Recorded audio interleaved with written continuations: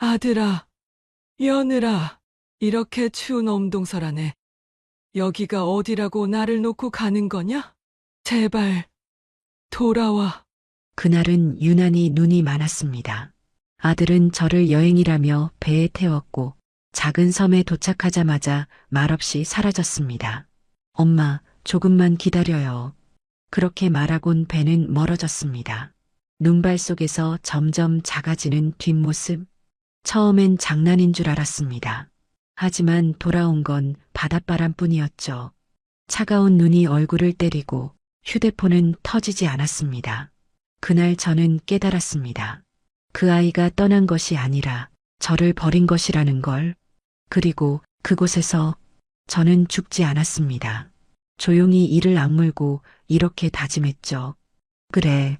이제부터 반드시 살아서 부모를 버린 대가를 처절하게 갚아주마. 그날 아침 창밖으로 하얀 눈송이들이 쉴 새 없이 내려앉는 걸 보면서도 저는 설레는 마음을 감출 수가 없었습니다. 도훈이가 직접 전화를 걸어왔거든요. 목소리에 힘이 있었습니다. 엄마, 이번 주말에 시간 되시죠? 우리 셋이서 여행 좀 갈까 해요. 얼마 만에 듣는 다정한 목소리인지 모릅니다. 요즘 아들은 바쁘다는 핑계로 전화도 잘 안 받았거든요. 그런 아이가 먼저 여행을 가자니 제 가슴이 먹먹해졌습니다. 여행? 어디로? 요즘 힐링 여행 유행이잖아요. 조용한 섬으로 가려고요. 엄마도 쉬셔야죠. 소라 며느리도 옆에서 거들었습니다. 어머님, 진짜 좋은 곳이래요. 바다 보면서 힐링하시면 딱이에요. 그 말을 들으니 눈물이 핑 돌았습니다. 내가 뭘 잘못했나 싶어서 밤마다 뒤척이던 게 엊그제 같은데 아이들이 먼저 손을 내밀어 주니 얼마나 고마운지 몰랐습니다. 저는 떨리는 목소리로 대답했습니다. 그래, 그럼 엄마가 반찬 좀 싸갈게. 너희 좋아하는 거. 에이, 반찬은 됐어요. 그냥 편하게 오세요. 도훈이의 목소리는 다정했지만 어딘가 서두르는 느낌이 들었습니다. 하지만 저는 그냥 바쁜가 보다 싶었습니다. 여행 당일 저는 새벽부터 일어나 옷을 골랐습니다. 낡은 외투지만 깨끗하게 빨아둔 것을 꺼내 입었습니다. 거울을 보니 주름진 얼굴이 보였지만 오늘만큼은 기분이 좋았습니다. 아들과 며느리랑 함께 가는 여행이라니 마치 가족이 다시 하나가 되는 것 같았습니다. 항구에 도착하니 도훈이와 소라가 먼저 와 있었습니다. 그런데 이상했습니다. 둘 다 표정이 굳어 있었거든요. 눈도 잘 안 마주치고 인사도 어색했습니다. 엄마 왔어요? 빨리 배 타요. 응, 그래. 근데 날씨가 안 좋은데 괜찮겠니? 괜찮아요. 금방 도착해요. 소라는 제 팔을 잡아 끌듯이 배로 안내했습니다. 손끝이 차가웠습니다.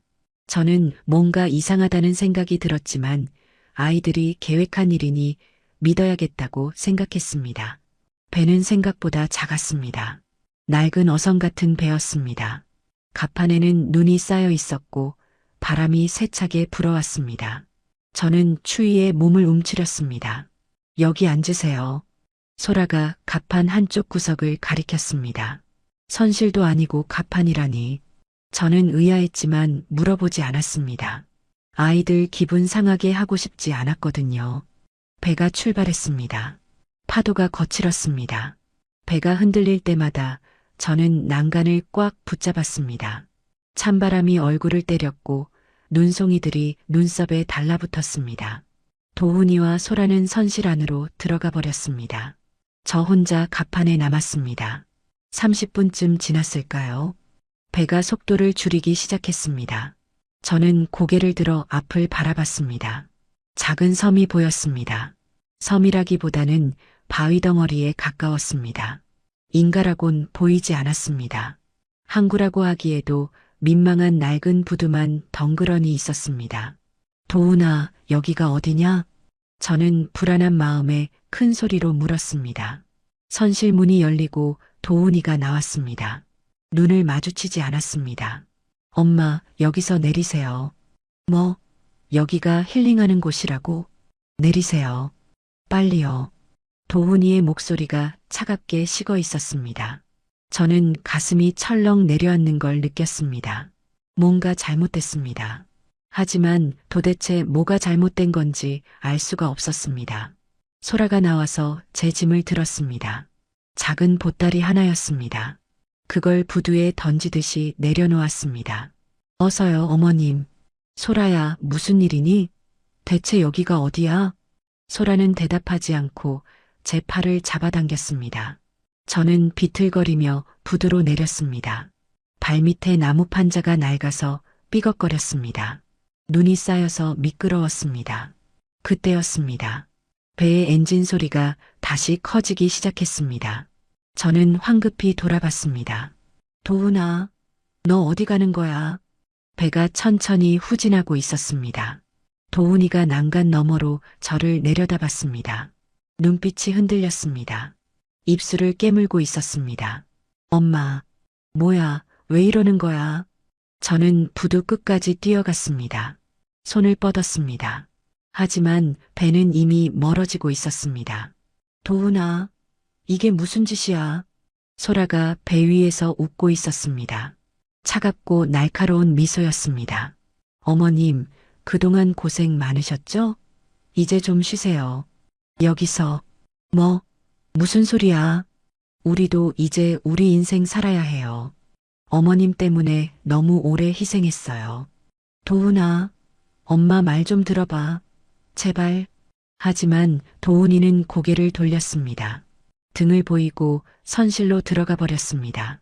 배는 눈보라 속으로 사라져갔습니다. 하얀 눈발 너머로 배의 그림자가 점점 작아졌습니다. 저는 그 자리에 멍하니 서 있었습니다.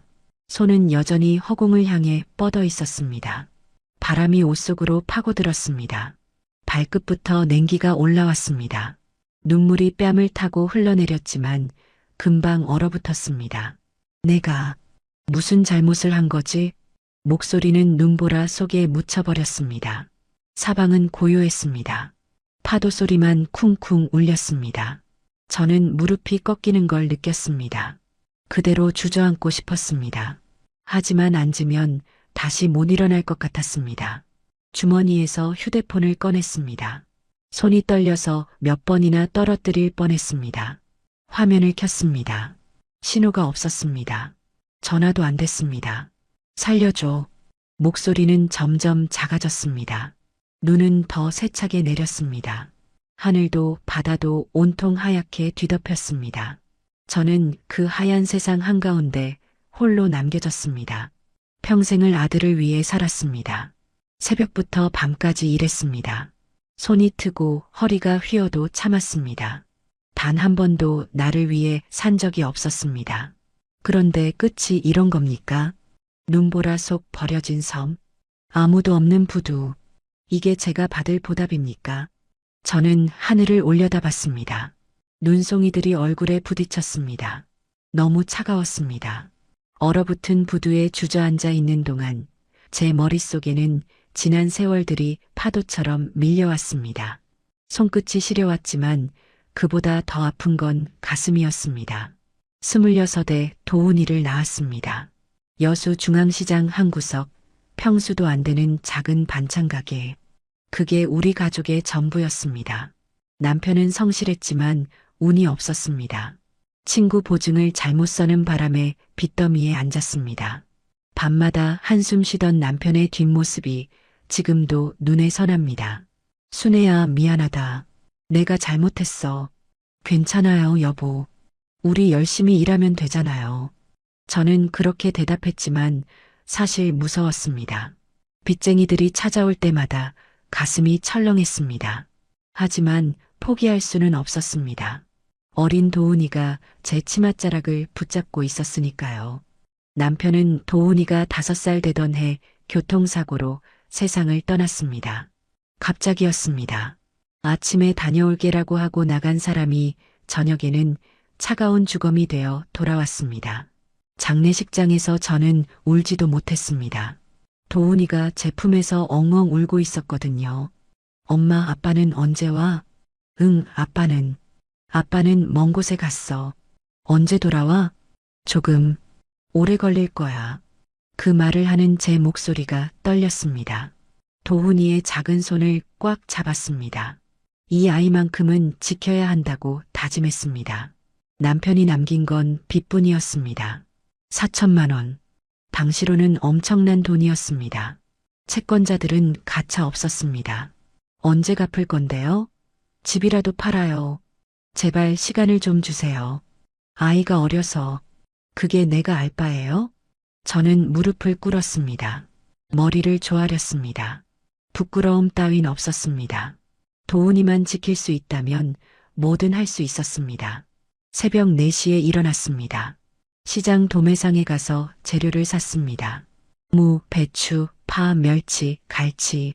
신선한 걸 골라야 했습니다. 손님들은 금방 알아보거든요.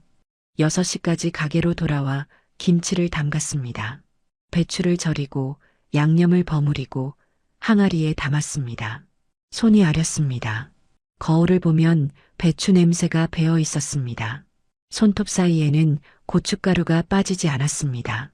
도훈이는 제 등에 엎여 자랐습니다. 가게 한 구석에 요를 깔아주고 재웠습니다. 손님이 오면 일하고 조용할 때 아이를 돌봤습니다. 밥 먹일 시간도 없어서 김밥을 싸서 먹였습니다.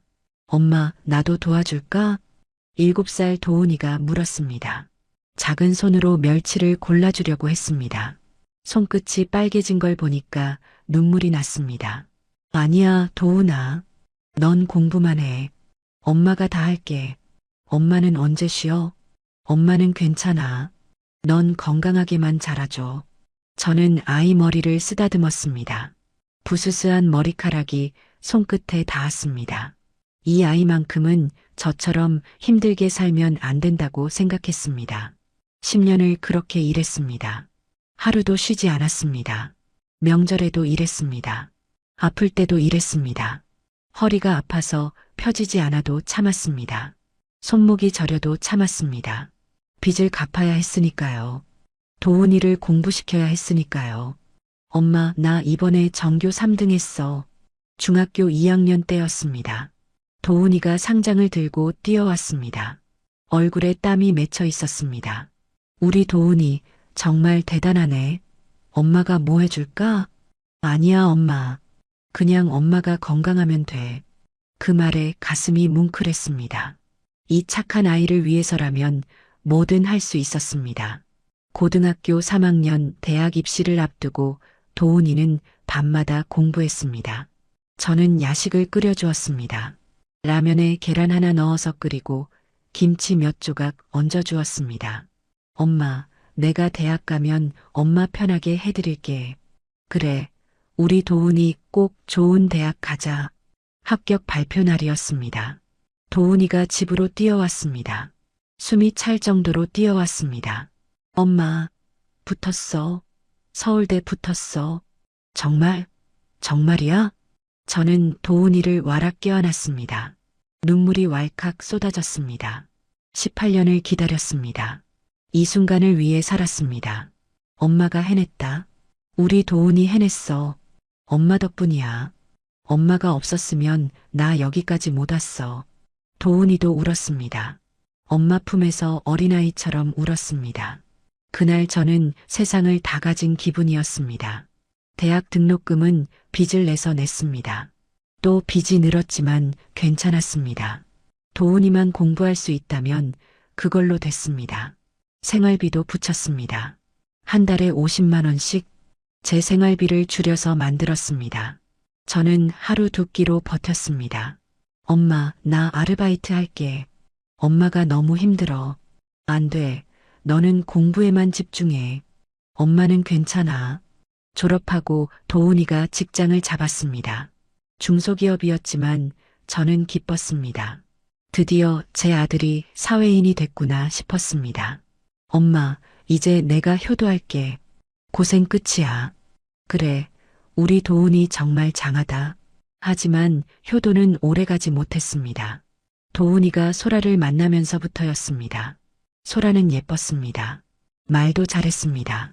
하지만 눈빛이 차가웠습니다. 처음 만났을 때부터 뭔가 불안했습니다. 어머님, 저 소라예요. 잘 부탁드려요. 그래, 우리 도훈이 잘 부탁한다. 하지만 소라의 미소는 입술에만 있었습니다. 눈은 웃지 않았습니다. 결혼하고 나서 도훈이는 변했습니다. 전화도 뜸해졌습니다. 찾아오는 것도 줄었습니다. 명절에 겨우 얼굴 보는 정도였습니다. 도훈아, 엄마 보고 싶다. 바빠서요, 엄마. 나중에 갈게요. 나중은 오지 않았습니다. 대신 돈 달라는 연락만 왔습니다. 저는 가진 것 다 주었습니다. 아들이 필요하다는데 어떻게 안 줍니까? 지금 생각해보면 그때부터 잘못된 거였습니다. 하지만 저는 몰랐습니다. 사랑이 눈을 멀게 한다더니 정말 그랬습니다. 모성애라는 이름으로 저는 스스로를 망쳤습니다. 눈보라 속에서 저는 떨고 있었습니다. 평생을 바친 사랑이 이렇게 차갑게 돌아왔습니다. 버려진 섬, 쓸쓸한 부두. 이게 제가 받은 마지막 선물이었습니다. 그날로부터 4달 전이었습니다. 7월 중순쯤이었을 겁니다. 장마가 끝나고 막 더위가 시작될 무렵이었습니다. 저는 작은 원룸에서 저녁을 먹고 있었습니다. 시장 가게를 정리한 지 1년쯤 됐을 때였습니다. 나이가 들어 더 이상 무거운 것을 들 수가 없었거든요. 현관문을 두드리는 소리가 들렸습니다. 누구지 싶어서 문을 열었더니 도훈이와 소라가 서 있었습니다. 오랜만이었습니다. 3달 만에 보는 얼굴이었습니다. 어머, 도훈아, 소라야, 왜 연락도 없이? 깜짝 선물이에요, 엄마. 도훈이가 환하게 웃었습니다. 손에는 비싼 과일 바구니를 들고 있었습니다. 소라도 명품 가방을 하나 들고 있었습니다. 어머, 이게 다 뭐니? 엄마 드리려고요. 그동안 못 찾아뵈어서 뭔가 이상했습니다. 평소 같으면 빈손으로 오는 아이들이 이렇게 선물을 잔뜩 들고 오다니. 하지만 저는 기뻤습니다.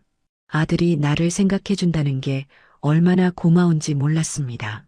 들어와, 들어와. 밥은 먹었니? 네, 먹었어요. 엄마, 우리 잠깐 얘기 좀 할까요? 도훈이의 목소리가 진지했습니다. 무슨 일인가 싶었습니다. 세 사람은 좁은 방에 둘러앉았습니다. 도훈이가 가방에서 서류 뭉치를 꺼냈습니다. 반질반질한 종이에 그래프와 숫자들이 빼곡했습니다. 엄마, 이거 좀 봐주세요. 이게 뭔데? 사업 계획서예요.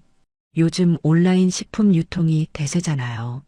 도훈이는 신이 나서 설명했습니다. 코로나 이후로 집에서 음식을 시켜 먹는 사람들이 엄청 늘었다고 했습니다. 그래서 반찬, 밀키트, 간편식을 파는 사업을 하려고 한답니다. 투자금만 있으면 1년 안에 대박 난다고 했습니다. 근데 왜 엄마한테 보여주는 거니? 엄마, 저희한테 투자 좀 해주실 수 있으세요? 순간 숨이 막혔습니다. 투자라니. 저한테 무슨 돈이 있다고. 가진 거라곤 퇴직금 3천만 원이 전부였습니다. 그것도 노후 대비로 모아둔 거였습니다. 도훈아, 엄마가 무슨 돈이 있니? 퇴직금밖에 없는데. 그거면 돼요, 엄마. 3천만 원만 있으면 시작할 수 있어요. 그건 엄마 노후 자금인데. 소라가 끼어들었습니다. 얼굴에 환한 미소를 띠고 있었지만 눈빛은 날카로웠습니다. 어머님, 지금 투자하시면 1년 뒤엔 배로 돌려드릴 수 있어요. 그럼 어머님 노후도 훨씬 편하시잖아요. 배로? 네, 최소한 2배요. 자신 있어요. 말은 그럴듯했습니다. 하지만 뭔가 불안했습니다. 가슴 한구석이 답답했습니다. 이건 아닌 것 같았습니다. 도훈아, 엄마가 잘 모르는 일인데 다른 데서 돈을 빌리면 안 되겠니? 도훈이의 얼굴이 굳었습니다. 입술을 깨물었습니다. 엄마도 날 못 믿는 거예요? 그게 아니라 저 36이에요. 이제 제 인생 한번 걸어보고 싶어요. 근데 엄마가 막으시면 어떡해요?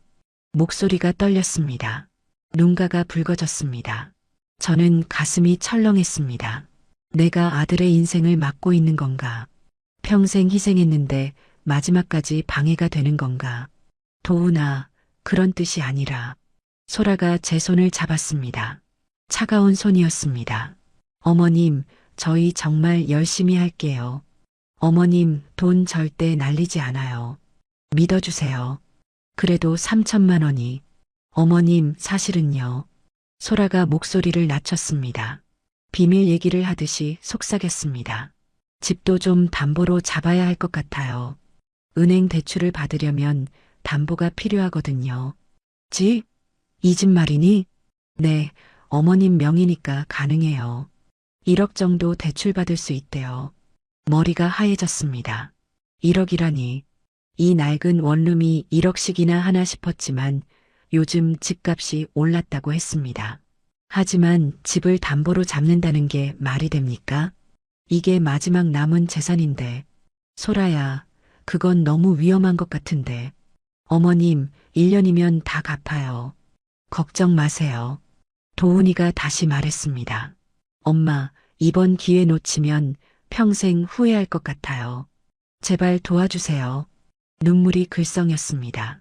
제 아들이 눈물을 보이는데 어떻게 거절합니까?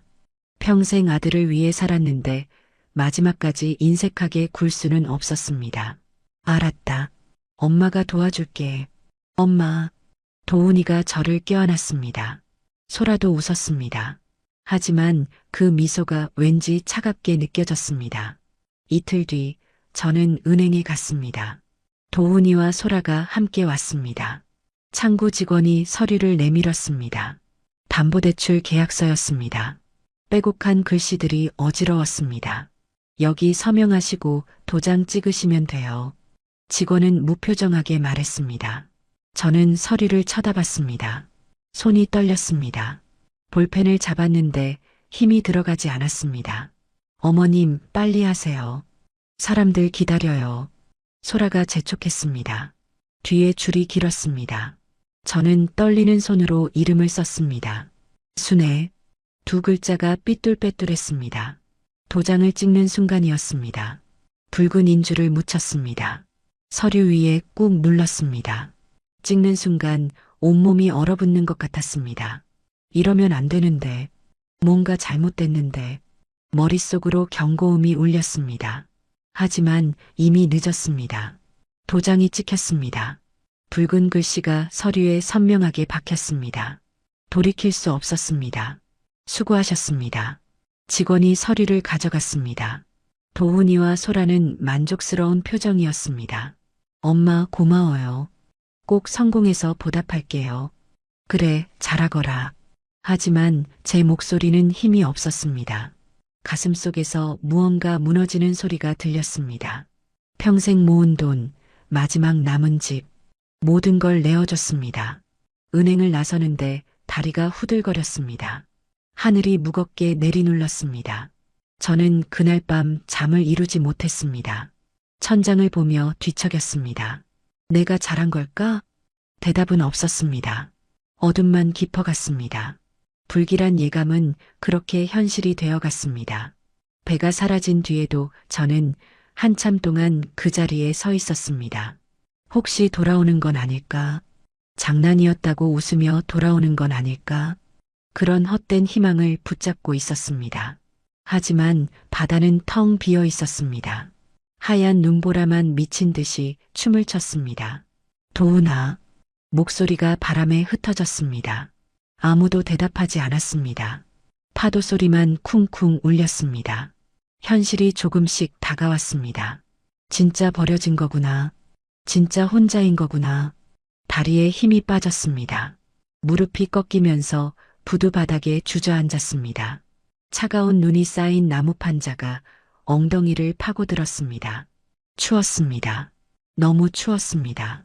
외투를 여몄지만 소용없었습니다. 바닷바람은 가차없이 옷깃 사이로 파고들었습니다. 손을 입에 대고 입김을 불어넣었습니다. 하얀 김이 피어올랐다가 금세 사라졌습니다. 손끝이 시렸습니다. 장갑을 껴야 하는데 가져오지 않았습니다. 힐링 여행이라더니 웃음이 나왔습니다. 비참한 웃음이었습니다. 일어서야 했습니다. 여기 이렇게 앉아 있으면 얼어 죽습니다. 저는 온 힘을 다해 몸을 일으켰습니다. 다리가 후들거렸습니다. 어지러웠습니다. 한 발 내딛는데 미끄러질 뻔했습니다. 부두 바닥이 눈으로 덮여 있었거든요. 주변을 둘러봤습니다. 섬이라고 하기엔 너무 작았습니다.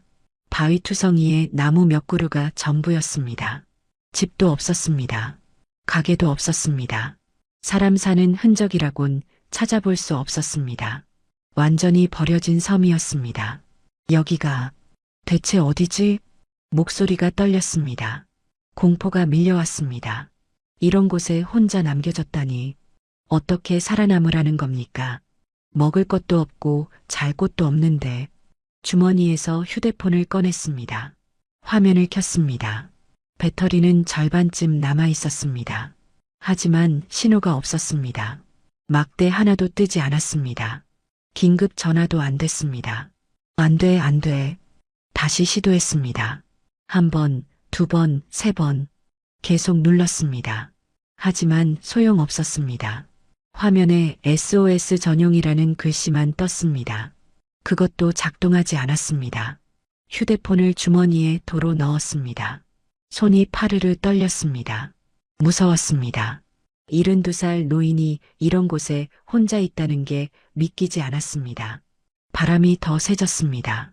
눈보라가 얼굴을 때렸습니다. 눈을 뜰 수가 없었습니다. 손으로 얼굴을 가렸습니다. 발끝부터 냉기가 올라왔습니다. 신발 안으로 눈이 들어왔습니다. 발가락이 시렸습니다. 어디라도 들어가야 했습니다.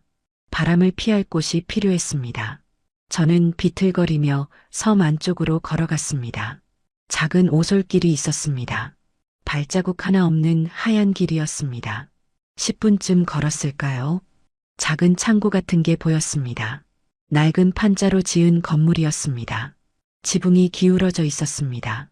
문은 반쯤 열려 있었습니다. 여보세요? 누구 없어요?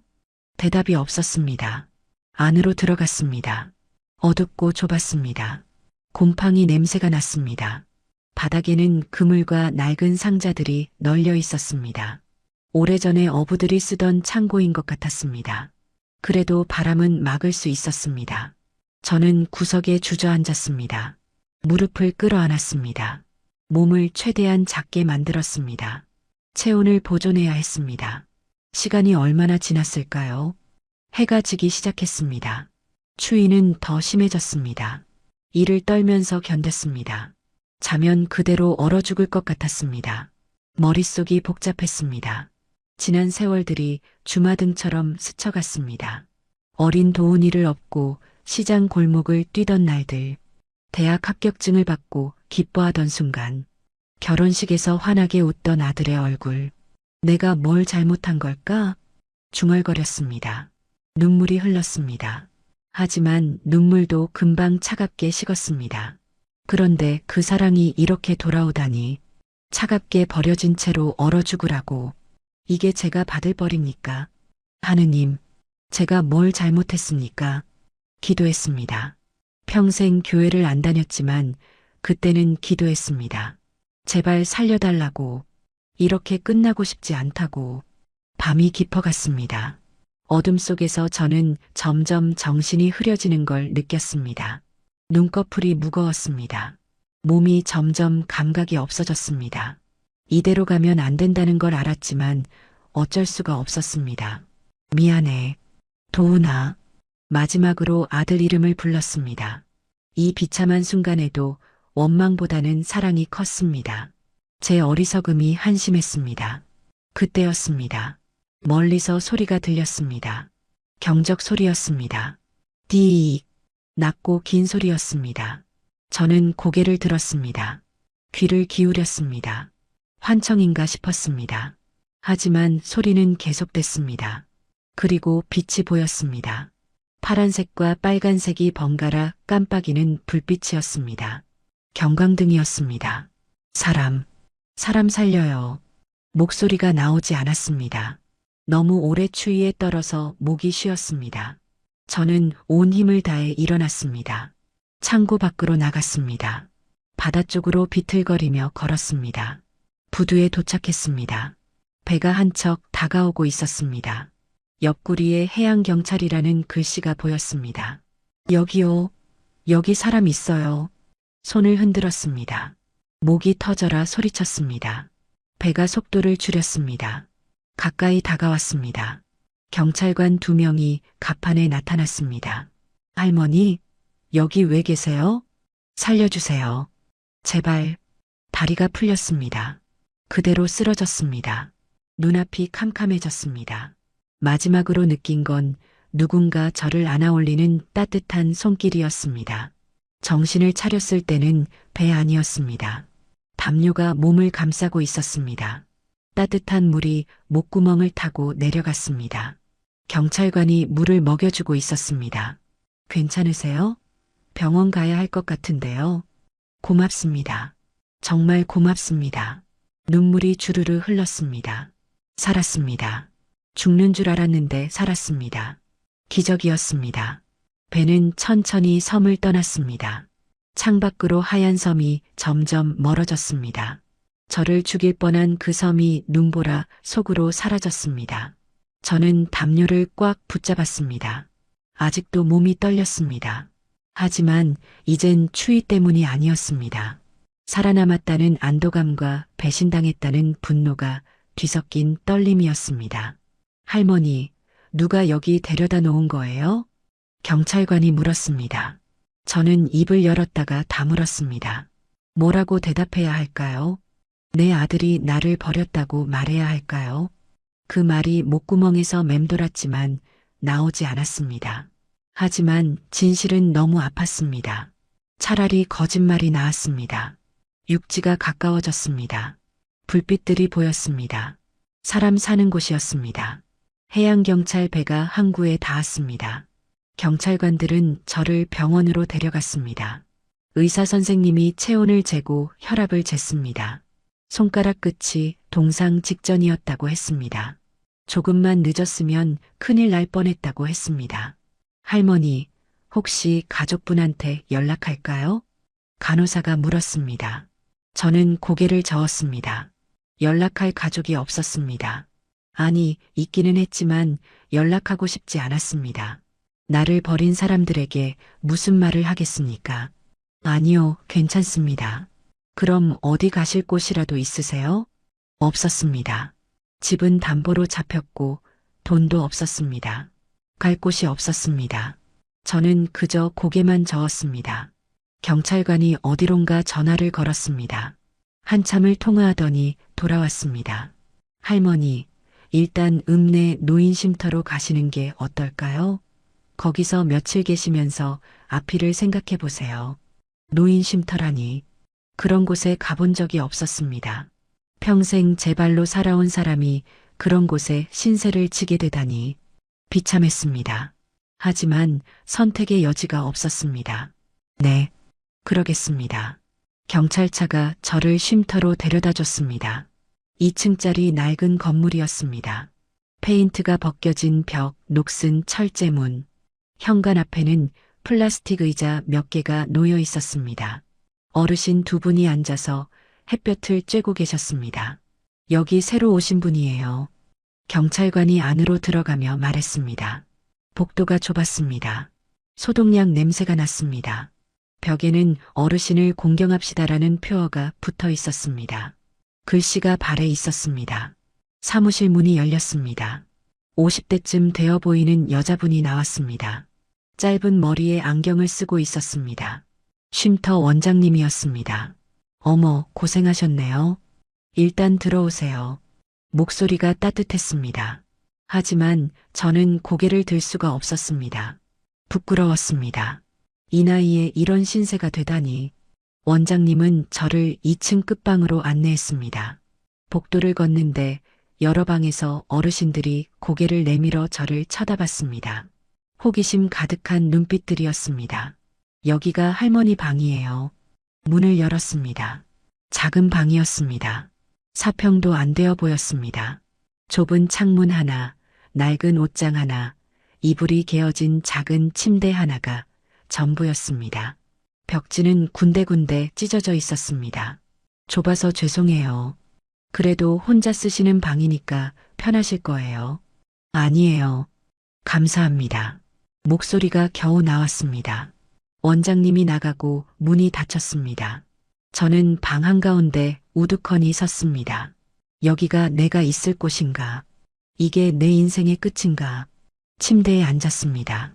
스프링이 삐걱거렸습니다. 창밖을 내다봤습니다. 멀리 바다가 보였습니다. 그 바다 저편 어딘가에 저를 버린 아들이 있겠죠. 눈물이 나왔습니다. 참으려고 했지만 참을 수가 없었습니다. 얼굴을 두 손으로 가렸습니다. 소리내어 울고 싶었지만 참았습니다. 옆방에 들릴까봐 두려웠습니다. 한참을 울었습니다. 눈물이 마를 때까지 울었습니다. 그러고 나니까 온몸에 힘이 빠졌습니다. 침대에 그대로 누웠습니다. 천장을 쳐다봤습니다. 형광등 하나가 희미하게 빛나고 있었습니다. 벌레가 몇 마리 죽어서 가단에 붙어 있었습니다. 여기가 내 마지막인가? 중얼거렸습니다. 더 이상 갈 곳도 없고 할 수 있는 것도 없었습니다. 72살 몸도 성치 않고 돈도 없고 집도 없는 노인. 이제 뭘 하며 살라는 겁니까? 저녁 식사 시간이 되었습니다. 종이 울렸습니다. 딸랑딸랑. 복도가 소란스러워졌습니다. 어르신들이 방에서 나와 식당으로 향하는 소리가 들렸습니다. 저도 일어나야 했습니다. 하지만 몸이 움직이지 않았습니다. 배가 고팠지만 먹고 싶지 않았습니다. 그냥 이대로 누워있고 싶었습니다. 영영 일어나지 않고 싶었습니다. 똑똑똑. 문을 두드리는 소리가 들렸습니다. 할머니, 저녁 드셔야죠. 문이 열렸습니다. 70대쯤 되어 보이는 할머니 한 분이 서 계셨습니다. 짧게 자른 흰 머리, 주름진 얼굴에 환한 미소를 띠고 계셨습니다. 저 복례예요. 여기 반장 맡고 있어요. 일어나요. 같이 밥 먹어요. 괜찮습니다. 배 안 고파요. 그래도 먹어야죠. 안 먹으면 기운이 없어요. 복례 할머니가 제 손을 잡아 끌었습니다. 손이 따뜻했습니다. 거절할 수가 없었습니다. 저는 비틀거리며 일어났습니다. 식당은 1층에 있었습니다. 긴 테이블 2개에 어르신들이 둘러앉아 계셨습니다. 15명쯤 되어 보였습니다. 모두들 저를 쳐다봤습니다. 새로 오신 분이에요. 순애 할머니래요. 복례 할머니가 소개했습니다. 어르신들이 고개를 끄덕였습니다. 누군가 말했습니다. 어서 와요. 여긴 다들 좋은 사람들이에요. 저는 빈자리에 앉았습니다. 앞에 쟁반이 놓였습니다. 밥 한 공기, 된장찌개, 김치, 콩나물 무침, 소박한 저녁이었습니다. 숟가락을 들었습니다. 손이 떨렸습니다. 밥을 한술 뜯습니다. 목구멍으로 넘기기가 힘들었습니다. 억지로 삼켰습니다. 천천히 먹어요. 아무도 안 뺏어가요. 복례 할머니가 웃으며 말했습니다. 하지만 저는 웃을 수가 없었습니다. 밥맛이 없었습니다. 아니, 밥을 먹을 기분이 아니었습니다. 식사가 끝나고 방으로 돌아왔습니다. 복례 할머니가 따라왔습니다. 문 앞에서 말했습니다. 할머니, 무슨 일 있었어요? 얼굴이 너무 안 좋아요. 아니에요. 괜찮아요. 여기 오는 사람들은 다 사연이 있어요.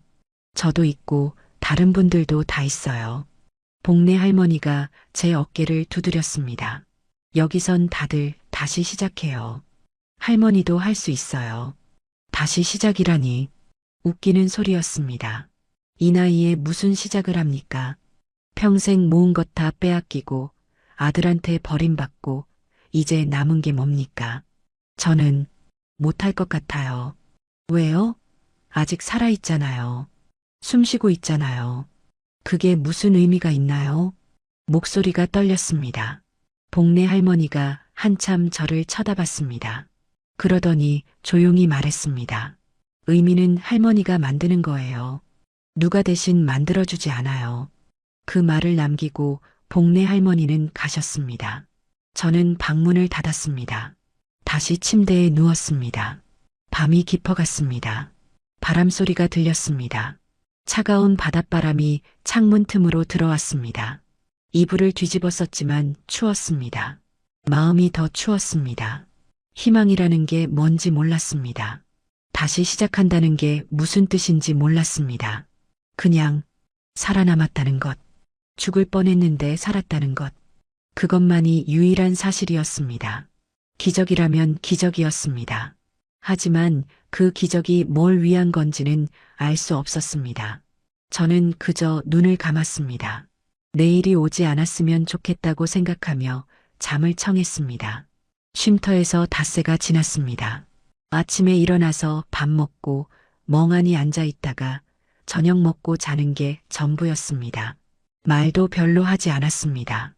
다른 어르신들이 말을 걸어도 고개만 끄덕이고 방으로 돌아왔습니다. 복내 할머니는 가끔 방문을 두드렸습니다.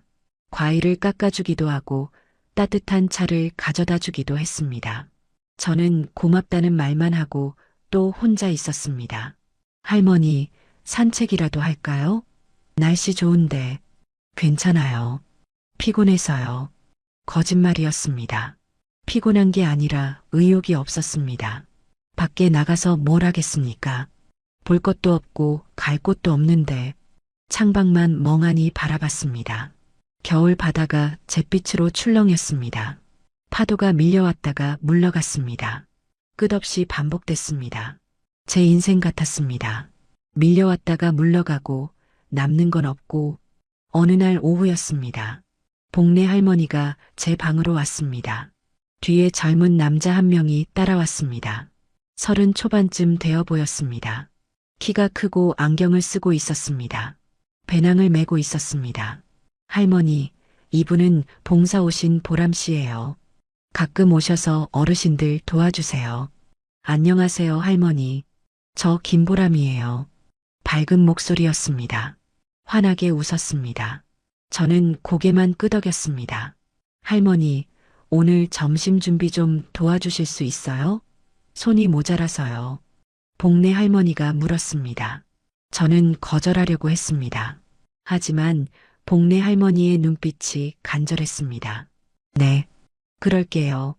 주방으로 내려갔습니다. 식탁 위에 재료들이 놓여 있었습니다. 무, 배추, 파, 멸치, 익숙한 것들이었습니다. 손이 근질거렸습니다.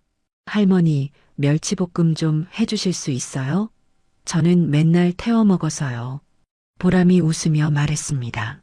저는 멸치를 집었습니다. 손이 저절로 움직였습니다. 머리를 따고 내장을 빼고 크기별로 골랐습니다. 평생 해온 일이었습니다. 팬을 달궜습니다. 기름을 두르고 멸치를 넣었습니다. 지글지글 소리가 났습니다. 냄새가 퍼졌습니다. 고소한 냄새였습니다. 오랜만에 맡는 냄새였습니다. 간장, 물엿, 설탕을 넣었습니다. 비율을 재지 않았습니다. 몸이 기억하고 있었습니다. 주걱으로 저었습니다. 윤기가 났습니다. 깨를 뿌렸습니다. 완성이었습니다. 와, 할머니 대박이에요. 식당 하셔야 하는 거 아니에요? 보람이 놀란 얼굴로 말했습니다.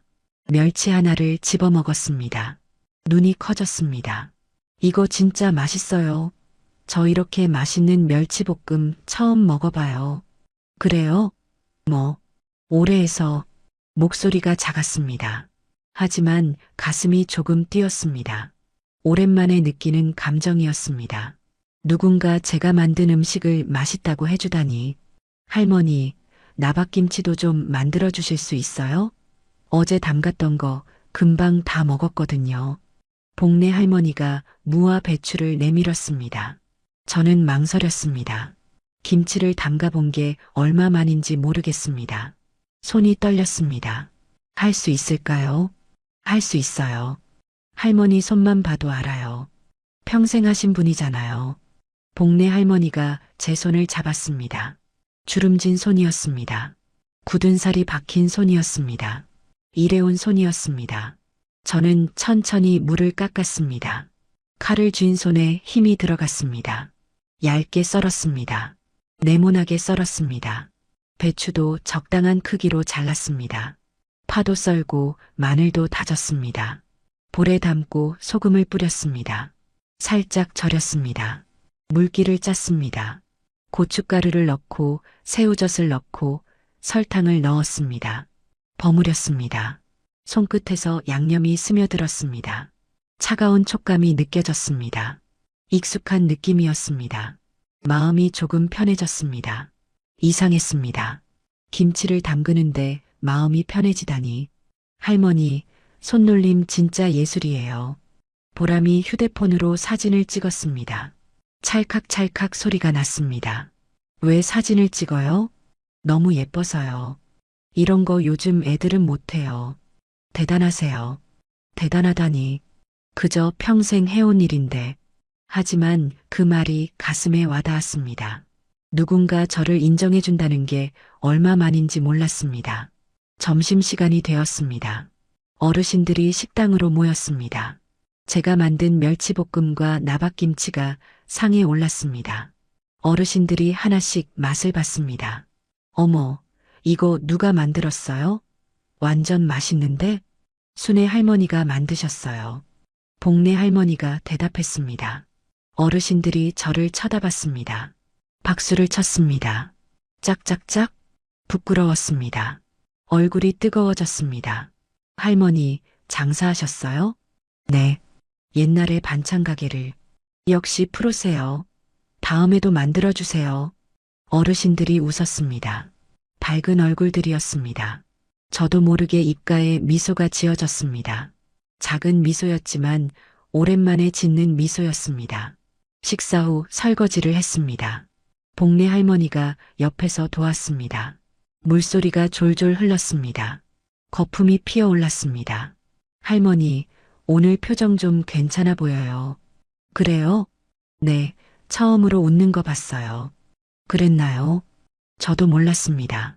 웃었다는 걸 언제부터 웃지 않고 살았는지 기억도 안 났습니다. 할머니, 손에서 살아나는 것 같지 않아요?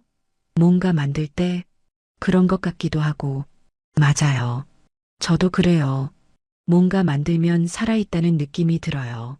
복내 할머니가 접시를 닦으며 말했습니다. 손이 빠르게 움직였습니다. 우리 같은 사람들은 손으로 사는 거예요. 머리로 사는 게 아니라 손으로 만지고 버무리고 담그고 그러면서 사는 거예요. 손으로. 네, 손끝에 인생이 있어요. 할머니도 그렇잖아요. 평생 손으로 사셨잖아요. 그 말이 가슴에 꽂혔습니다. 맞았습니다. 저는 손으로 살았습니다. 손으로 반찬을 만들고, 손으로 김치를 담그고, 손으로 아들을 키웠습니다. 그래, 우린 버려진 인생 아니야. 복내 할머니가 저를 쳐다봤습니다. 눈빛이 강했습니다. 다시 담그고 다시 살지. 그게 우리야. 다시. 그래, 다시. 늦은 거 없어요. 숨 쉬고 있으면 다시 할 수 있어요. 눈물이 핑 돌았습니다. 참았습니다. 울면 안 될 것 같았습니다. 이제 더 이상 울고 싶지 않았습니다. 그날 저녁 저는 작은 노트를 꺼냈습니다. 오래전에 쓰던 레시피 노트였습니다. 구겨진 종이 사이로 글씨들이 보였습니다. 김치 담그는 법, 멸치볶음 만드는 법, 장아찌 담그는 법. 펜을 들었습니다. 새로운 페이지를 펼쳤습니다. 뭘 쓸까 생각했습니다. 그러다가 한 줄을 적었습니다. 다시 시작하는 나박김치. 글씨가 떨렸습니다. 하지만 썼습니다. 적고 나니까 마음이 조금 가벼워졌습니다. 정말 다시 시작할 수 있을까요? 이 나이에, 이 상황에서 모르겠습니다. 하지만 오늘 제 손끝에서 뭔가 살아났습니다. 김치를 버무리는 동안, 멸치를 볶는 동안 죽어있던 제 안에 뭔가가 꿈틀거렸습니다. 창밖을 내다봤습니다. 어둠이 내렸습니다. 하지만 오늘은 어둠이 덜 무서웠습니다. 손끝이 따뜻했습니다. 김치 냄새가 손에 배어 있었습니다. 저는 손을 쥐었다 폈다 했습니다. 이 손으로 뭘 할 수 있을까? 이 손으로 다시 설 수 있을까? 대답은 아직 몰랐습니다. 하지만 물음표를 품은 채로 잠들었습니다. 그날 이후로 저는 매일 주방에 나갔습니다. 아침에 일어나면 제일 먼저 할 일을 생각했습니다. 오늘은 무슨 반찬을 만들까? 어떤 김치를 담글까? 그런 생각을 하니까 아침이 덜 무겁게 느껴졌습니다. 쉼터 어르신들도 좋아했습니다. 제가 만든 반찬이 나오는 날이면 밥을 더 드셨습니다. 그 모습을 보는 게 좋았습니다. 누군가 제 음식을 먹고 행복해하는 모습이 이렇게 기쁜 일인 줄 몰랐습니다. 보람은 일주일에 두세 번 쉼터에 왔습니다. 올 때마다 주방을 기웃거렸습니다. 제가 요리하는 걸 신기하게 쳐다봤습니다. 할머니, 이거 어떻게 하는 거예요? 이건 말이지, 물을 먼저 소금에 살짝 절여야 해요. 그래야 아삭한 맛이 살아요. 와, 그런 비법이 있었구나. 보람은 메모를 했습니다. 휴대폰으로 사진도 찍고 영상도 찍었습니다. 처음엔 어색했습니다.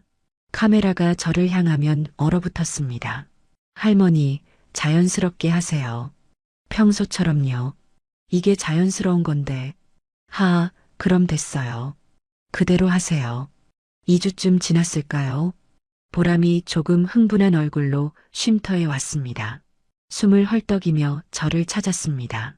할머니, 큰일 났어요. 왜? 무슨 일이야? 할머니 영상이 대박 났어요. 영상? 무슨 영상? 보람이 휴대폰을 꺼내 보여줬습니다. 화면에 제 모습이 있었습니다. 김치를 담그는 모습이었습니다. 제목이 보였습니다. 섬에 버려졌지만 다시 일어선 여수 할머니의 반찬 이야기. 이게 뭐예요? 할머니 이야기를 영상으로 만들었어요. 유튜브에 올렸거든요. 내 이야기를 가슴이 철렁했습니다. 제 이야기가 세상에 나간다니 부끄러웠습니다. 창피했습니다. 왜 그런 걸 올렸어요? 할머니 봐요. 댓글 좀 봐요. 보람이 화면을 스크롤했습니다. 댓글들이 주르륵 올라갔습니다. 할머니 너무 멋지세요. 응원합니다. 이런 분이 진짜 강한 분이에요. 눈물 났어요. 할머니 꼭 행복하세요. 반찬 먹고 싶어요. 어디서 살 수 있나요? 댓글이 수백 개였습니다. 아니, 수천 개였습니다. 조회수는 30만이 넘었습니다. 믿기지 않았습니다. 할머니, 사람들이 할머니를 응원해요. 그리고 반찬을 사고 싶대요. 반찬을? 네, 주문 문의가 엄청 많이 와요. 어떡하죠? 어떡하냐니. 저도 모르겠습니다.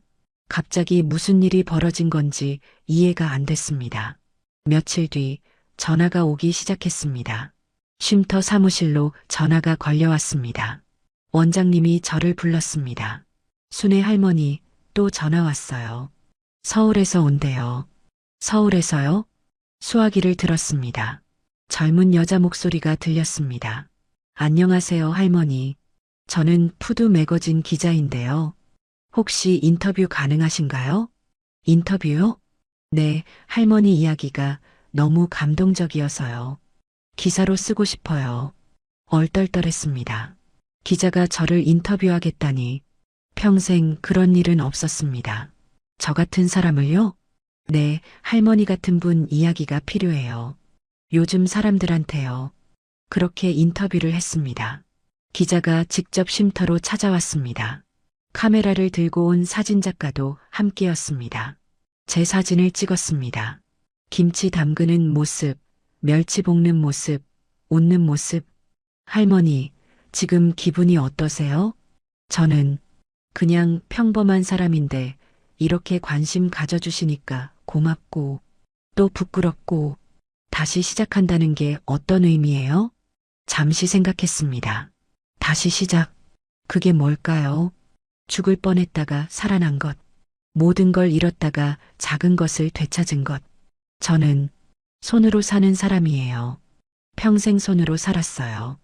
그 손이 다시 움직일 수 있다는 게 감사해요. 기자가 눈시울을 붉혔습니다. 고개를 끄덕였습니다. 기사가 나갔습니다. 그 뒤로 연락이 폭주했습니다. 전화, 문자, 이메일, 반찬 주문이 쏟아졌습니다. 하루에 10통, 20통씩 왔습니다. 할머니, 이거 어떡해요? 혼자서는 못 만들어요. 보람이 걱정스러운 얼굴로 말했습니다. 맞았습니다. 저 혼자서는 불가능했습니다. 쉼터 어르신들이랑 같이 하면 어떨까요? 복내 할머니가 제안했습니다. 어르신들이요? 네, 다들 손재주 좋으세요. 같이 만들면 되죠. 그날 저녁 쉼터 어르신들을 모았습니다. 10분쯤 모였습니다.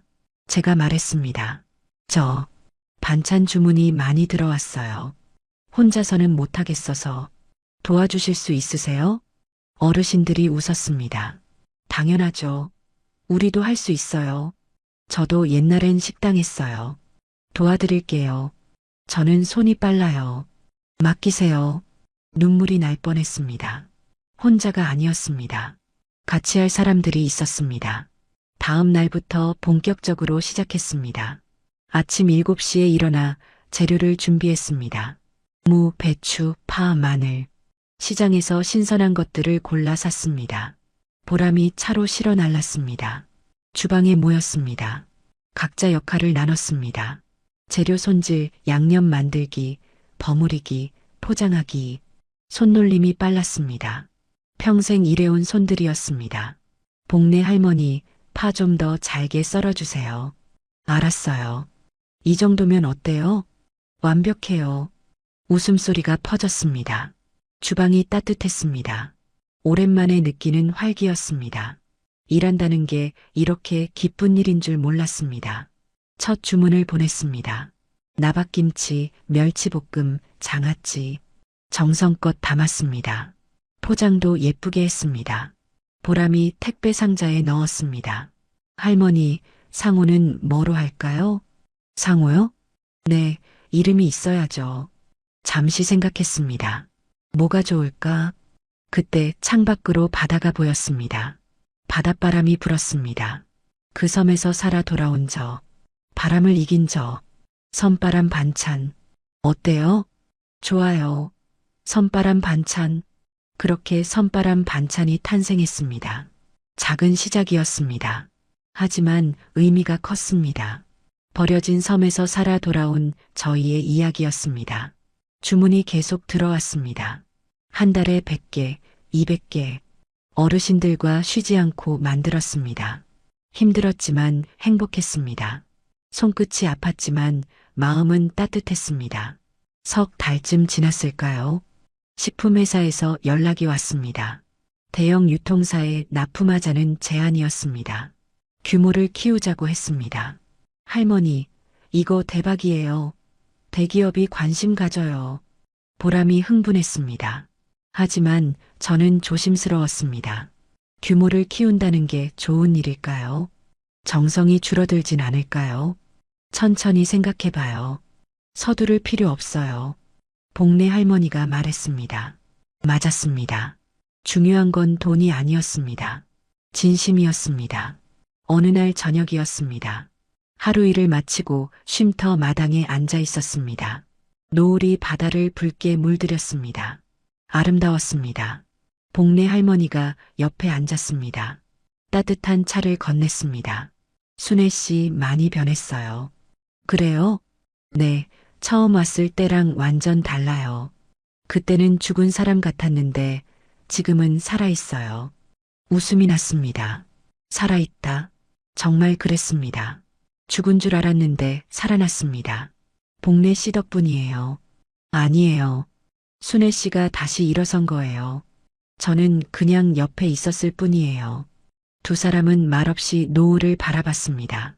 파도 소리가 들렸습니다. 그 소리가 이제 무섭지 않았습니다. 오히려 평온했습니다.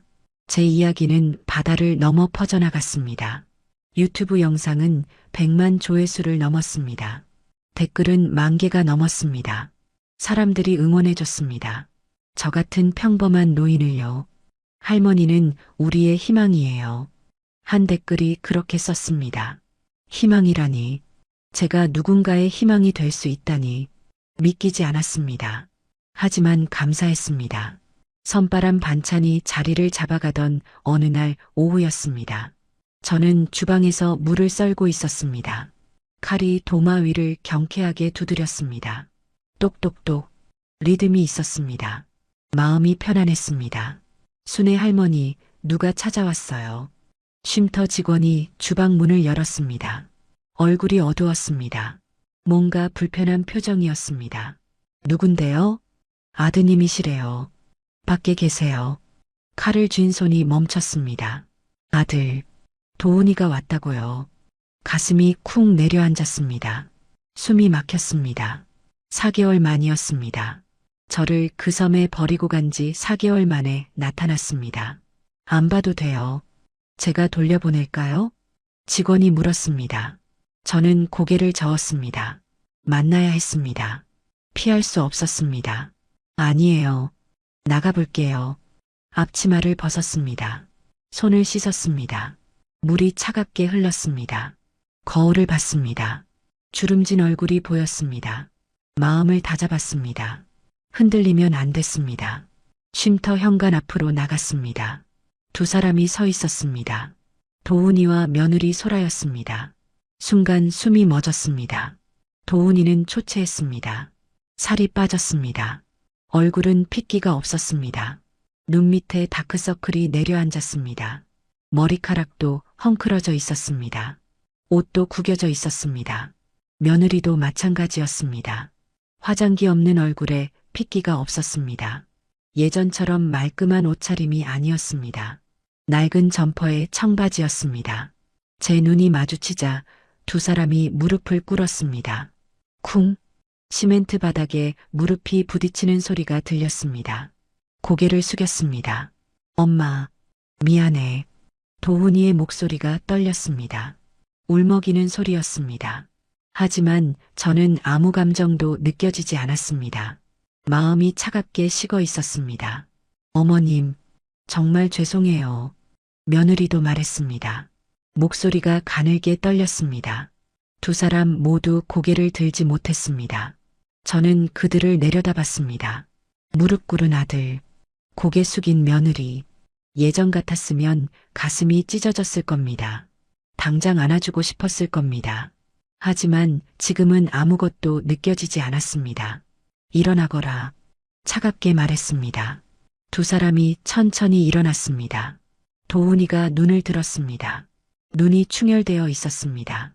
눈물이 고여 있었습니다. 엄마, 우리 미쳤었어. 진짜 미친 짓을 했어. 그걸 이제 알았니? 용서해줘. 제발, 한 번만.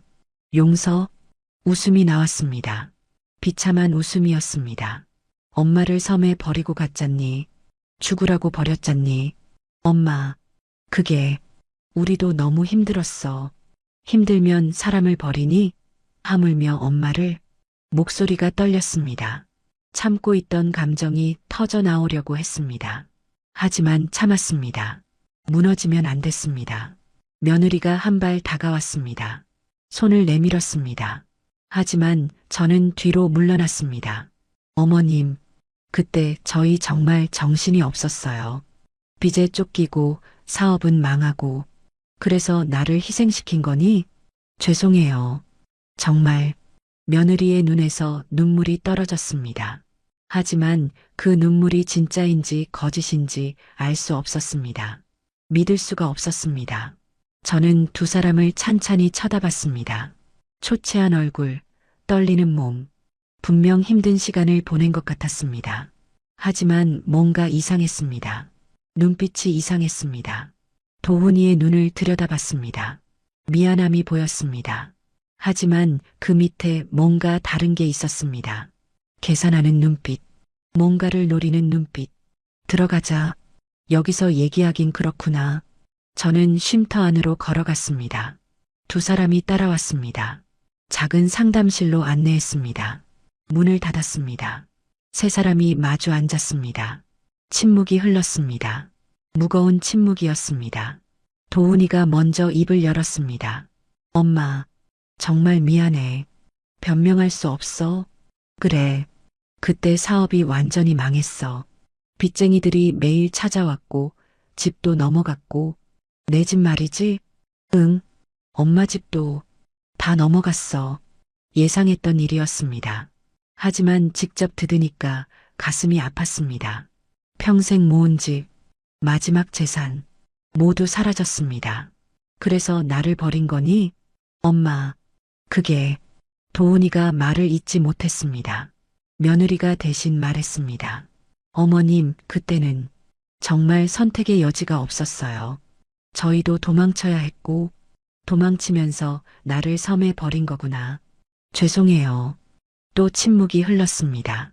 저는 손을 꽉 쥐었습니다. 떨리지 않으려고 애썼습니다. 그래서 오늘은 왜 왔니? 물었습니다. 본론을 들어야 했습니다.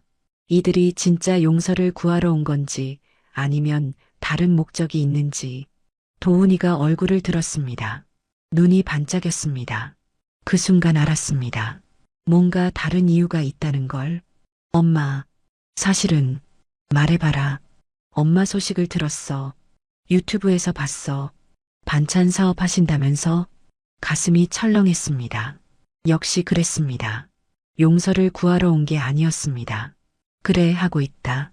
대박 났다며? 주문이 엄청 많다던데? 그건 내가 알 바 아니다. 차갑게 말했습니다. 도훈이가 당황한 표정을 지었습니다. 하지만 곧 다시 말을 이었습니다. 엄마, 우리가 도와줄 수 있어. 사업 키우는 거 도와준다고? 응, 나도 사업 경험 있잖아. 실패했지만 배운 것도 많고 마케팅도 할 수 있고. 며느리가 거들었습니다. 어머님, 저희가 젊으니까 온라인 쪽은 저희가 맡을 수 있어요.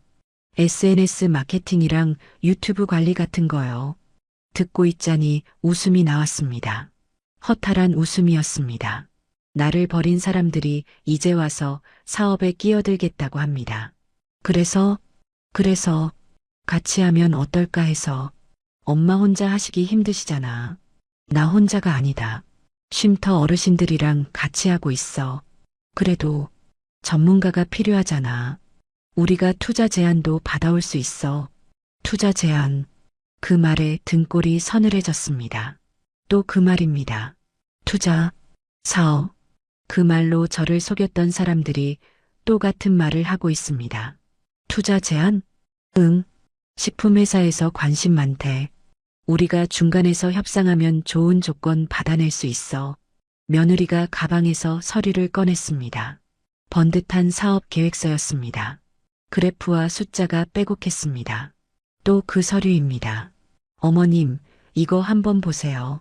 우리가 준비한 확장 계획이에요. 서류를 밀어왔습니다. 저는 그걸 쳐다봤습니다. 만지지 않았습니다. 얼마나 벌 수 있는지 다 계산했어요. 1년이면 억대 수익도 가능해요. 억대 수익. 그 말이 귀에 들어왔습니다. 하지만 마음이 움직이지 않았습니다. 오히려 더 차갑게 식었습니다. 저는 두 사람을 번갈아 봤습니다. 간절한 표정들이었습니다. 하지만 그 간절함 뒤에 욕심이 보였습니다. 진짜 모습이 보였습니다. 이들은 변하지 않았습니다. 여전히 같은 사람들이었습니다. 나를 이용하려는 사람들, 돈을 노리는 사람들. 안 된다. 짧게 말했습니다. 엄마, 너희랑은 같이 못한다. 왜? 우리 도와주려는 건데. 도와준다고? 내 돈을 노리는 거지. 도훈이의 얼굴이 굳었습니다. 며느리도 당황한 표정을 지었습니다. 엄마, 오해야. 진짜 도우려고. 이제 그만 가거라. 다시는 오지 마라. 엄마. 도훈이가 소리쳤습니다. 목소리가 커졌습니다. 본색이 드러나기 시작했습니다. 우리가 얼마나 힘들었는지 알아? 빚쟁이들한테 쫓겨다니고 잠도 제대로 못 자고. 그래서 엄마를 버렸니? 그건 어쩔 수 없었어.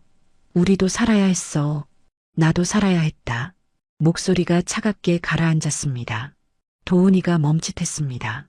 나도 살고 싶었어. 죽고 싶지 않았어. 그런데 너희가 나를 죽음으로 내몰았어. 엄마, 이제 너희는 내 아들도 며느리도 아니다. 남이다. 손이 떨렸습니다. 하지만 목소리는 흔들리지 않았습니다. 해야 할 말이었습니다.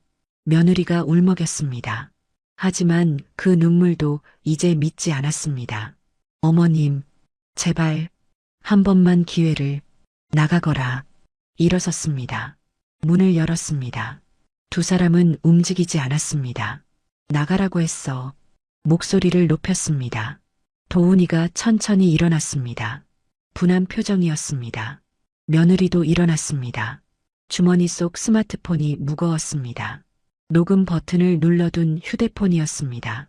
이들의 말이 모두 녹음되고 있었습니다. 투자 제한, 사업 확장, 돈 이야기, 모두 증거로 남았습니다. 두 사람은 문 밖으로 나갔습니다. 도훈이가 돌아서며 마지막으로 말했습니다. 엄마, 후회할 거야. 내가 후회할 일은 하나뿐이다. 너를 너무 사랑한 것. 문을 닫았습니다. 쿵 소리가 울렸습니다. 복도가 조용해졌습니다. 저는 그 자리에 서서 떨었습니다. 다리에 힘이 풀렸습니다. 벽에 기댔습니다. 눈물이 흘렀습니다. 하지만 슬픔의 눈물이 아니었습니다. 분노의 눈물이었습니다. 휴대폰을 꺼냈습니다. 녹음을 멈췄습니다. 25분이 녹음되어 있었습니다. 증거였습니다. 이제 끝을 내야 할 시간이었습니다. 그날 저녁 저는 보람을 불렀습니다. 상담실에서 둘이 마주 앉았습니다. 휴대폰을 테이블 위에 놓았습니다. 보람 씨, 이거 좀 들어봐요. 녹음 파일을 재생했습니다. 도훈이와 며느리의 목소리가 흘러나왔습니다. 투자 제한, 사업 확장 이야기, 돈 이야기, 모든 대화가 선명하게 담겨 있었습니다. 보람이 듣고 있다가 얼굴을 찌푸렸습니다. 할머니, 이 사람들 진짜, 날 또 이용하려고 했어. 이건 사기 아니에요? 신고해야 하는 거 아니에요? 그러려고. 근데 혼자서는 어떻게 해야 할지 모르겠어. 보람이 생각에 잠겼습니다. 휴대폰을 만지작거렸습니다. 뭔가 검색하는 것 같았습니다. 할머니, 제가 아는 변호사님이 계세요. 무료 법률 상담 봉사하시는 분인데 연락해 볼게요. 정말? 네, 이런 일 많이 맡아보셨대요. 내일 한번 만나보시죠. 그렇게 다음날 변호사를 만났습니다. 최문석 변호사였습니다. 50대 초반쯤 되어 보였습니다. 온화한 인상이었습니다. 쉼터로 직접 찾아왔습니다. 할머니, 안녕하세요. 최문석 변호사입니다.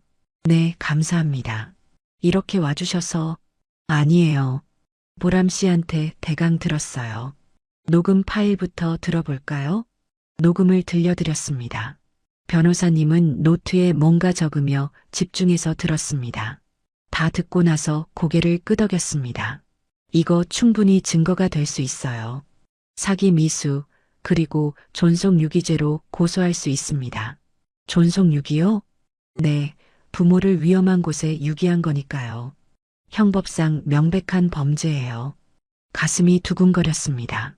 법적으로 처벌할 수 있다니, 정의를 세울 수 있다니.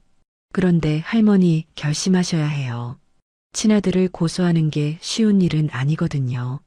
변호사님이 조심스럽게 물었습니다. 저는 잠시 생각했습니다. 아들을 고소한다. 감옥에 보낼 수도 있다. 마지막 끈을 완전히 끊는 거다. 하지만 이미 결심했습니다. 더 이상 당할 수 없었습니다. 하겠습니다. 끝을 내야겠어요. 알겠습니다. 그럼 경찰서에 가서 고소장을 접수하죠. 사흘 뒤 저는 변호사님과 함께 경찰서에 갔습니다. 보람도 함께 갔습니다. 낯선 건물이었습니다. 평생 경찰서에 올 일이 없었는데 이런 일로 오게 되다니. 민원실에 들어갔습니다. 경찰관이 저를 작은 조사실로 안내했습니다. 책상을 사이에 두고 마주 앉았습니다. 젊은 형사였습니다. 할머니, 편하게 말씀하세요. 천천히 처음부터 들려주시면 됩니다. 저는 입을 열었습니다. 목소리가 떨렸습니다. 하지만 또박또박 말했습니다. 아들과 며느리가 제 돈을 속여 빼앗은 이야기, 집을 담보로 잡은 이야기, 눈보라치는 섬에 버린 이야기, 모두 말했습니다. 이게 그날 녹음한 겁니다. 변호사님이 휴대폰을 건넸습니다. 형사가 들었습니다. 표정이 굳어졌습니다. 이건 명백한 범죄네요. 맞습니다. 존속유기와 사기 미수에 해당합니다. 할머니, 정말 고소하시겠어요? 친아들인데. 형사가 다시 한번 확인했습니다. 저는 고개를 끄덕였습니다. 네, 해야 합니다. 알겠습니다. 고소장 작성해 드리겠습니다. 서류에 서명했습니다. 도장을 찍었습니다. 손이 떨리지 않았습니다. 이번엔 확신이 있었습니다. 일주일 뒤 도훈이와 며느리가 소환되었습니다. 조사를 받았다는 소식을 들었습니다. 두 사람이 저를 찾아왔다고 했습니다. 하지만 만나주지 않았습니다. 할 말이 없었습니다. 한 달이 지났습니다. 검찰에서 기소했다는 연락이 왔습니다. 재판이 시작됐습니다. 법정에 서게 되었습니다. 재판 당일 저는 검은색 옷을 입었습니다. 보람과 복내 할머니가 함께 갔습니다. 법원 건물은 컸습니다. 천장이 높고 복도가 길었습니다. 법정 앞에서 기다렸습니다. 긴장됐습니다. 손을 꽉 쥐었습니다. 복내 할머니가 제 손을 잡아줬습니다. 괜찮아요. 잘 될 거예요. 고마워요. 법정 문이 열렸습니다. 안으로 들어갔습니다. 높은 자리에 판사님이 앉아 계셨습니다. 검사님도 계셨고 변호사님도 계셨습니다. 반대편에 도훈이와 며느리가 앉아 있었습니다. 두 사람 다 고개를 숙이고 있었습니다. 저와 눈을 마주치지 않았습니다. 피고인 김도훈, 박소라, 일어나세요. 판사님의 목소리가 울렸습니다. 두 사람이 일어났습니다. 떨고 있었습니다. 재판이 시작됐습니다. 검사님이 증거를 제시했습니다. 녹음 파일이 재생됐습니다. 법정에 두 사람의 목소리가 울려 퍼졌습니다. 투자 이야기, 돈 이야기, 선명했습니다. 이것으로 피고인들이 피해자를 다시 속이려 했음을 알 수 있습니다. 도훈이의 변호사가 반박했습니다. 피고인들은 진심으로 사업을 도우려 했습니다. 악의가 없었습니다. 악의가 없었다면 왜 피해자를 섬에 유기했습니까? 그건 당시 상황이 어려워서 말이 막혔습니다. 변명이 통하지 않았습니다. 증인 이순애 씨 나오세요. 제 차례였습니다. 증인석에 섰습니다. 선서를 했습니다. 떨리는 목소리로 말했습니다. 양심에 따라 숨김없이 말하고 만일 거짓말이 있으면 위증의 벌을 받기로 맹세합니다. 검사님이 물었습니다. 피해자분께서는 피고인들에게 어떤 피해를 입으셨습니까? 평생 모은 돈과 집을 빼앗겼습니다. 그리고 겨울섬에 버려졌습니다. 그때 기분이 어떠셨습니까? 목이 메었습니다. 그날이 떠올랐습니다. 눈보라, 차가운 바람, 죽음의 공포, 죽는 줄 알았습니다. 정말 죽는 줄 알았습니다. 눈물이 흘렀습니다. 참으려 했지만 참을 수 없었습니다. 피고인들을 용서하실 의향이 있으십니까? 없습니다. 단호하게 말했습니다. 그들은 제 아들과 며느리였습니다. 하지만 이제는 아닙니다. 저를 죽이려 한 사람들일 뿐입니다. 도훈이가 고개를 들었습니다. 눈물을 흘리고 있었습니다. 엄마, 미안해. 하지만 저는 외면했습니다. 그 눈물을 믿지 않았습니다. 며느리도 울고 있었습니다. 어머님, 정말 죄송해요. 제발, 늦었어요. 차갑게 말했습니다. 증인석에서 내려왔습니다. 최후 진술 시간이 왔습니다. 도훈이가 일어났습니다. 판사님, 저 정말 잘못했습니다. 엄마한테 용서를 빌고 싶습니다. 목소리가 떨렸습니다. 울먹였습니다. 하지만 판사님은 무표정했습니다. 피고인은 앉으세요. 재판이 끝났습니다. 판결은 2주 뒤에 나온다고 했습니다. 2주가 지났습니다. 다시 법정에 섰습니다. 판결문이 낭독됐습니다. 피고인 김도훈, 박소라에게 존속유기죄 및 사기 미수죄로 징역 2년, 집행유예 3년을 선고합니다. 쿵! 망치 소리가 울렸습니다. 판결이 내려졌습니다. 도훈이와 며느리가 무너졌습니다. 며느리는 바닥에 주저앉았습니다. 도훈이는 고개를 떨구었습니다. 저는 조용히 눈을 감았습니다. 울지 않았습니다. 비명도 지르지 않았습니다. 그저 조용히 눈을 감았습니다. 무너짐이 아니었습니다. 해방이었습니다. 긴 터널을 지나온 것 같았습니다. 이제 빛이 보였습니다. 법정을 나왔습니다. 복도가 밝았습니다. 햇빛이 창문으로 쏟아져 들어왔습니다. 따뜻했습니다. 보람이 말했습니다. 할머니, 수고하셨어요. 응, 이제 끝났구나. 복내 할머니가 제 어깨를 안았습니다. 잘하셨어요. 정말 잘하셨어요. 세 사람은 법원을 나왔습니다. 바깥 공기가 상쾌했습니다. 하늘이 높고 푸르렀습니다. 구름이 천천히 흘러갔습니다. 이제 진짜 보답을 해야지. 중얼거렸습니다. 아들에게 하는 보답이 아니었습니다. 나 자신에게 하는 보답이었습니다. 그렇게 재판이 끝나고 6개월이 흘렀습니다. 계절이 바뀌었습니다. 차가운 겨울이 지나고 봄이 왔습니다. 그리고 다시 여름이 왔습니다. 여수 바다는 푸르게 빛났습니다. 저는 바닷가 작은 건물을 얻었습니다. 선바람 반찬 공방이라는 간판을 달았습니다. 하얀 글씨로 쓴 간판이었습니다. 보람이 디자인해줬습니다. 예뻤습니다. 공방은 2층 건물이었습니다. 1층은 주방과 매장이었습니다. 2층은 작은 사무실과 휴게실이었습니다. 크진 않았지만 딱 좋았습니다. 쉼터 어르신 5분이 함께 일했습니다. 복내 할머니도 오셨습니다. 김치 담그는 일을 맡았습니다. 박영자 할머니는 멸치를 손질했습니다. 최덕순 할머니는 장아찌를 담갔습니다. 윤기철 할아버지는 배달을 도왔습니다. 정만수 할아버지는 청소와 정리를 맡았습니다. 모두들 열심히 일했습니다. 새벽 6시면 모였습니다. 커피를 한 잔씩 마시며 하루를 시작했습니다. 오늘 주문이 40건이네요. 보람이 태블릿을 보며 말했습니다. 이제 보람은 정식으로 일을 돕고 있었습니다. 마케팅과 온라인 관리를 맡았습니다. 40건? 맞네. 요즘 계속 늘어요. 입소문이 나고 있어요. 기뻤습니다. 하지만 정신없기도 했습니다. 어르신들과 함께 부지런히 움직였습니다. 아침 햇살이 창문으로 들어왔습니다. 주방이 밝았습니다. 도마 위에서 칼이 경쾌하게 움직였습니다. 물을 썰고 파를 다지고 마늘을 으깼습니다.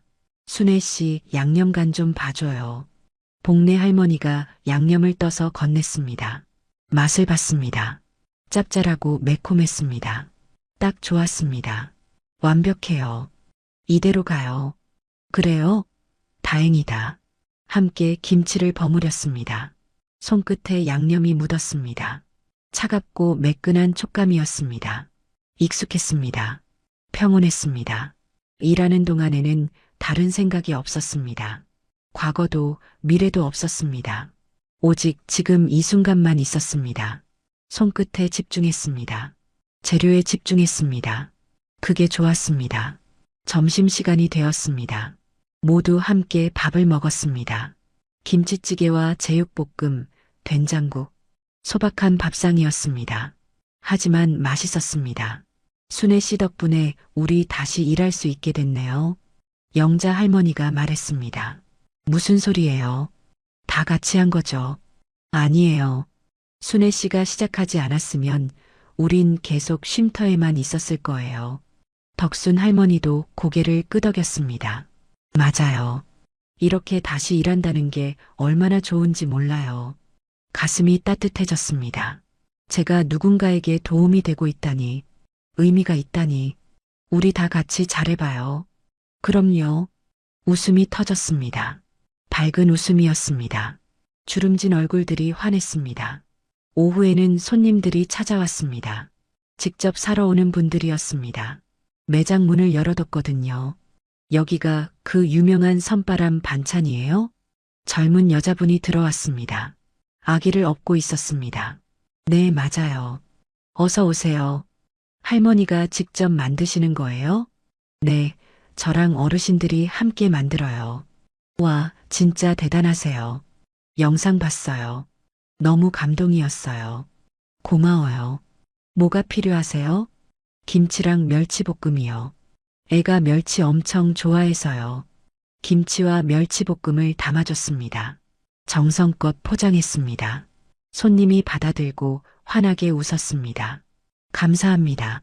맛있게 먹을게요. 그래요. 또 오세요. 손님이 나갔습니다. 또 다른 손님이 들어왔습니다. 하루 종일 손님이 이어졌습니다. 바빴지만 행복했습니다. 저녁이 되었습니다. 문을 닫았습니다. 하루 일이 끝났습니다. 어르신들이 하나둘 집으로 돌아갔습니다. 내일 봐요. 네, 조심히 가세요. 마지막으로 보람이 남았습니다. 정리를 도와줬습니다. 할머니, 오늘도 수고하셨어요. 너도 고생했어. 할머니, 요즘 표정 정말 좋아요. 그래. 네, 완전 다른 사람 같아요. 처음 봤을 때랑 거울을 봤습니다. 주방 구석에 걸린 작은 거울이었습니다. 주름진 얼굴이 보였습니다. 하지만 눈빛이 달랐습니다. 살아 있었습니다. 그런가 봐. 나도 다시 살아난 것 같아. 멋있어요, 할머니. 둘은 함께 정리를 마쳤습니다. 보람이 먼저 갔습니다. 저는 잠시 혼자 남았습니다. 밖으로 나갔습니다. 바닷가로 걸어갔습니다. 파도 소리가 들렸습니다. 규칙적이었습니다. 밀려왔다가 물러갔습니다. 노을이 지고 있었습니다. 하늘이 붉게 물들었습니다. 바다도 붉게 빛났습니다. 아름다웠습니다. 벤치에 앉았습니다. 바다를 바라봤습니다. 그 섬이 저 어딘가에 있을 겁니다. 저를 죽일 뻔한 그 섬. 하지만 이제 무섭지 않았습니다. 오히려 감사했습니다. 그 섬이 아니었다면 지금의 저는 없었을 겁니다. 버려지지 않았다면 다시 일어서지 못했을 겁니다. 죽을 뻔하지 않았다면 진짜로 살아나지 못했을 겁니다. 이젠 아들이 아니라 내가 나를 지킨다. 중얼거렸습니다. 바람이 머리카락을 흔들었습니다. 시원했습니다. 평생 아들을 위해 살았습니다. 아들이 전부였습니다. 아들의 행복이 제 행복이었습니다. 하지만 그건 착각이었습니다. 아들은 아들의 삶이 있고 저는 제 삶이 있었습니다. 이제야 알았습니다. 이른둘이 되어서야 깨달았습니다. 늦었지만 괜찮았습니다. 아직 살아있으니까요. 아직 시작할 수 있으니까요. 휴대폰이 울렸습니다. 문자였습니다. 모르는 번호였습니다. 열어봤습니다. 엄마, 나 도훈이야. 정말 미안해. 용서해줘. 손이 멈췄습니다. 도훈이었습니다. 6개월 만에 온 연락이었습니다. 손가락이 떨렸습니다.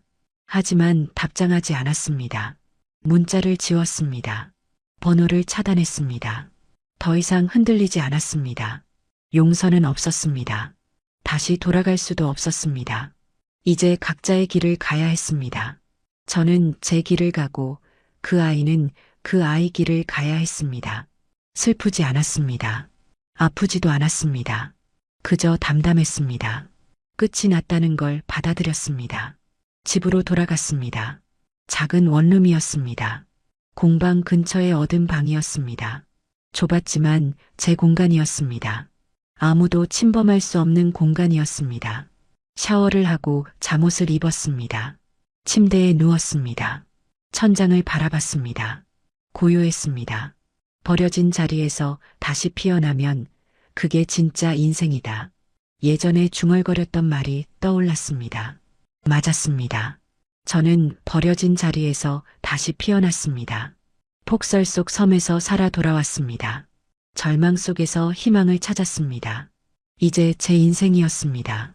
누구를 위한 인생이 아니라 저를 위한 인생이었습니다.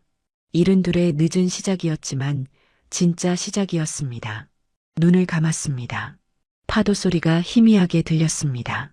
평온했습니다. 내일이 기대됐습니다. 내일도 일어나서 주방에 서고 김치를 담그고 어르신들과 웃고 손님을 맞이할 겁니다. 그게 제 일상이었습니다. 평범하지만 소중한 일상이었습니다. 화려하지 않지만 의미 있는 삶이었습니다.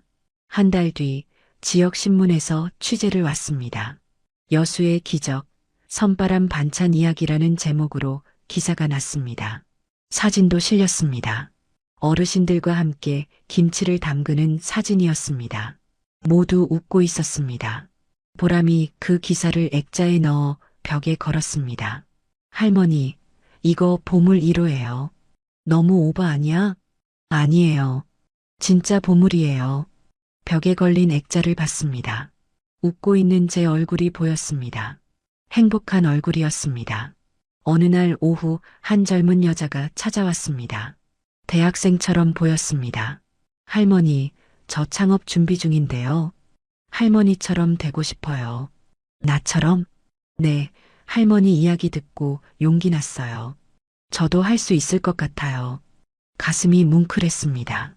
제가 누군가에게 용기를 줄 수 있다니. 그래, 할 수 있어. 나도 할 수 있었으니까 너도 할 수 있어. 감사합니다, 할머니. 그 학생이 돌아간 뒤 저는 오래 생각에 잠겼습니다. 제 이야기가 누군가에게 희망이 되고 있었습니다. 제 삶이 의미가 있었습니다. 1년이 흘렀습니다. 선바람 반찬은 이제 여수에서 유명했습니다. 주문이 끊이지 않았습니다. 직원도 2명 더 늘었습니다. 젊은 친구들이었습니다. 공방 앞 바다에서 해가 떠올랐습니다. 황금빛 햇살이 물결 위를 춤췄습니다. 아침이 밝았습니다. 새로운 하루가 시작됐습니다. 저는 앞치마를 두르고 주방으로 들어갔습니다. 손을 씻었습니다. 칼을 잡았습니다. 도마 위에 물을 올렸습니다. 오늘도 김치를 담글 겁니다. 반찬을 만들 겁니다. 손님을 맞이할 겁니다. 어르신들과 웃을 겁니다. 평범한 하루였습니다. 하지만 제게는 기적 같은 하루였습니다. 폭설 속에서 버려졌던 삶이 이제 햇살 속에서 다시 피어났습니다. 죽을 뻔했던 몸이 이제 생생하게 살아 있었습니다. 할머니, 좋은 아침이에요. 보람이 밝게 인사했습니다. 그래, 좋은 아침이야. 저는 오늘도 작은 목소리로 중얼거렸습니다. 버려진 자리에서 다시 피어나면 그게 진짜 인생이다.